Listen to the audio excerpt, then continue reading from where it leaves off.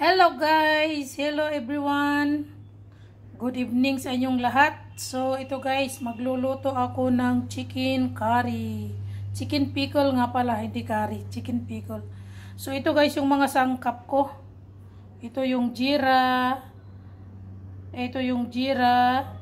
Ay naku, alam nyo guys, hindi ko alam yung mga pangalan ng mga Nepali spices. So yan.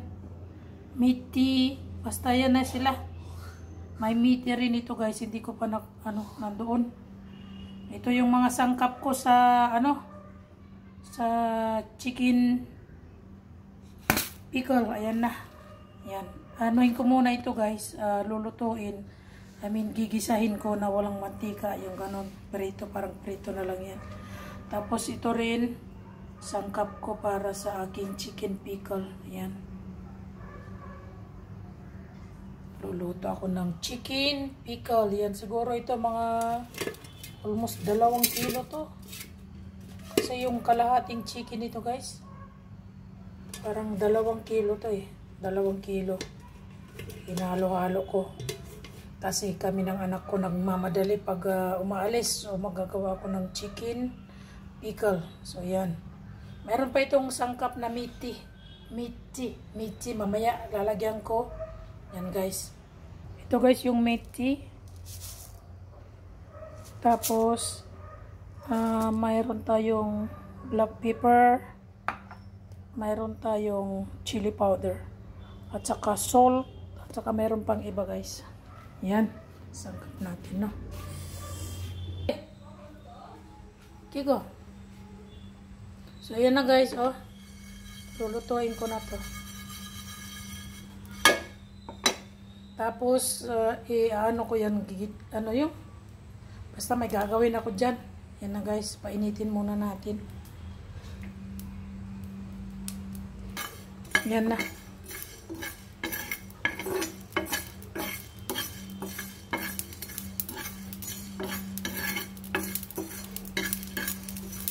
Para sa chicken pickle. Kunting brown lang yan, okay na yan. Nice, pipisain ko dito. Ganyan, oh.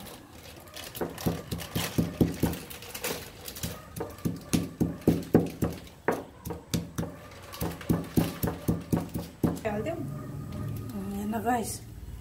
Tapos na, nakudkud ko na lahat, oh. Hino na siya. Ilalagay ko to mamaya sa chicken. This is my matchik kawali guys.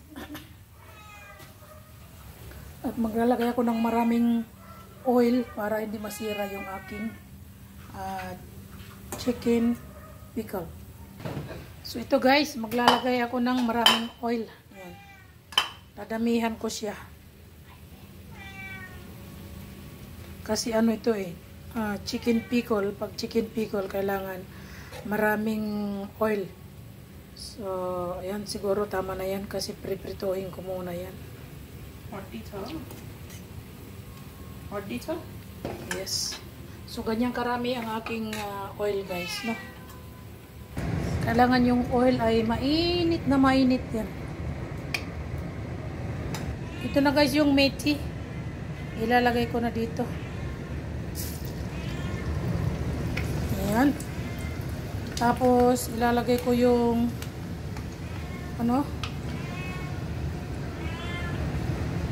ito. Luya.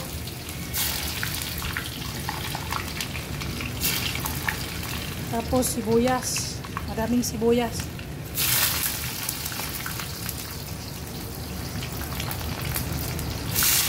Ayan. Masarap kasi pag maraming sibuyas guys. Pag maggawa ka ng pickle, maraming sibuyas.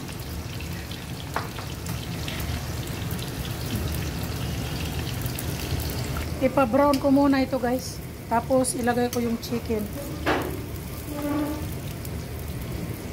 Ayan, malapit na siya mag-brown. Ayan. Kain muna ako ng noodle guys. Isama ko na dito sa video. Ayan, oh. Naghati lang kami ng anak ko ng noodle. Yung Korean noodle ito guys. Ayan guys, nilagay ko na yung chicken. I-fry ko to hanggang mag-golden brown. Tapos ilalagay ko na yung mga ibang mga masala, ibang mga ingredients pag naging golden brown na siya. Unti-unti na siyang nag-golden brown. Yan. Ipa-golden brown pa natin ng kaunti para mas masarap at malinamnam. Lalagyan ko na ito ng tomato. Pwede na siya guys. Ayan, brown na siya. Right.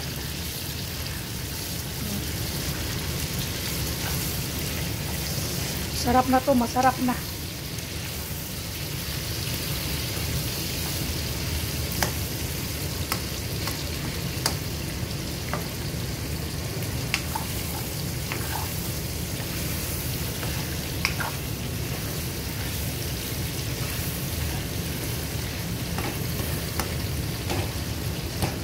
Tapos lalagyan ko ng asin.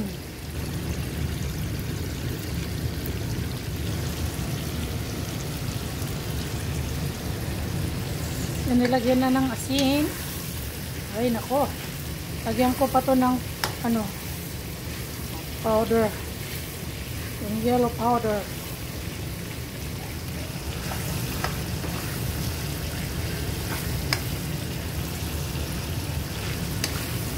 Para mas lalong masarap.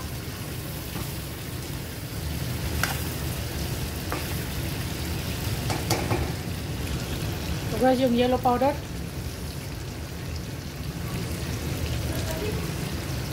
Ha? So yan na. Pickle. Chicken pickle.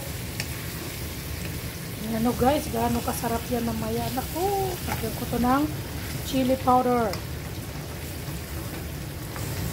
Lagyan ko yan ng chili powder guys. Ito. Homemade chili powder. Lagyan natin ng mas maanghang. Yan na guys, tama na yan. Yan guys, nilagyan ko rin ng black pepper. Ayan.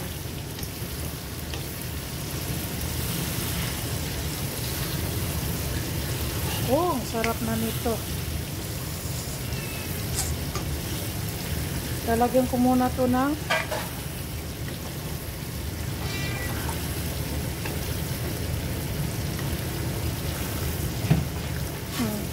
taste powder. Lagyan natin ng chicken powder.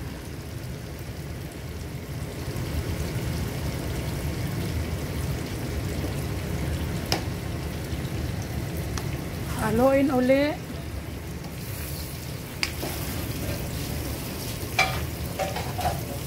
At ilalagay ko yung another ingredients guys.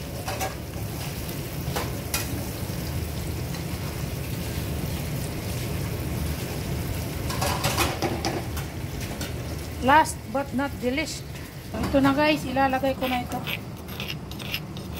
Yaw, sorry.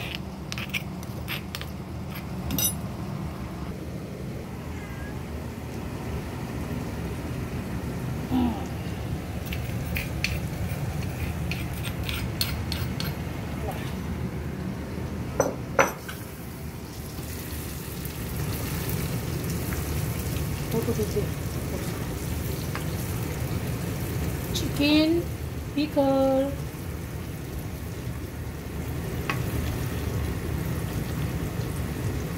Oh yeah. Okay, take picture. Ready? Ito na guys ang ating finished product. Parang nagugutom na ako ah. First time kong gumawa nito guys na chicken pickle. Lahat na nandyan na yung ingredients. Yan, pag malamig na to guys, sarap na to. Masarap na talaga to guys. Tingnan mo, kumukulo-kulo pa siya. Ilalagay ko sa container, sa Tupperware, tapos i-frozen, tapos pagkakainin, tanggalin, tapos refrigerator again. Ang sarap nito. Ito na guys, ang ating chicken pickle. Ready to serve na yan guys. Ang sarap na ba yan? Tatakam na ako guys. Ayan o. Ang sarap ng chicken pickle. Sarap-sarap. Ang ko lagyan ng ano guys, lime. Lagyan natin. Ayan. Ayan, nakalimutan na yan guys. Lagyan natin ito para mas masarap siya.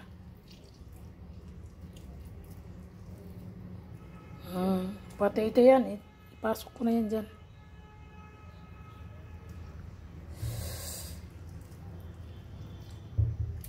Oy!